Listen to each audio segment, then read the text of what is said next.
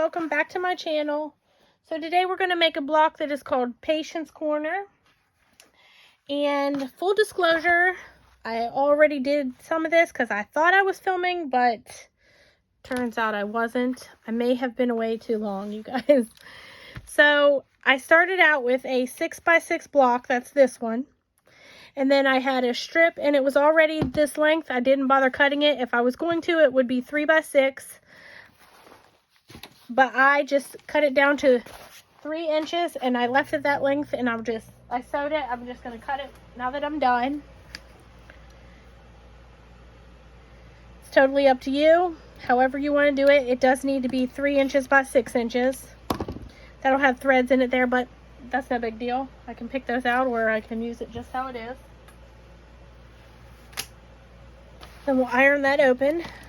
This block is pretty easy. It's only the 3 pieces here. The other color I chose is this one. Wanted Harvesty Fabrics. So this one is also 3 inches. And again, I left it the length it was. But what I'm going to do is I'm going to sew it to this side. So I'm going to sew it right there. I'm going to sew it and then trim it. But if I was going to trim it first, it would be, you just have to measure this. So it would be 3 by 8.5. However you want. Sometimes when I do that, it doesn't always come out right. So I leave it longer occasionally. I'm going to cut this off though, because that's a lot of fray there. These are fabrics from last year and I used them to make pumpkins. And then this year I don't want that, so I'm using the fabric. So we're just going to line it up there. This one I'll pin. And actually, I might go ahead and trim this off before I sew it, because it'll be easier. So we'll just line it up right there. Trim that off. Throw that to the side. So I'm going to go sew that down through and then I'll be right back.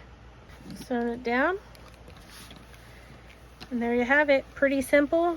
3 pieces. It would come together really quickly, I think. You just sew them all like that and then you can lay it out just like that, or try turning it. Like the next one could go like this. Now you'd want to make sure your directional fabric all went the same way if that's what you were going for.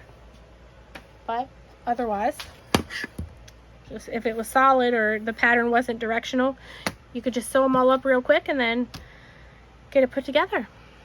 But there you have it. It's called Patience Corner. I hope you enjoyed this tutorial. I am sorry it's been a minute since I've been here. But I'm going to get back on track, I think.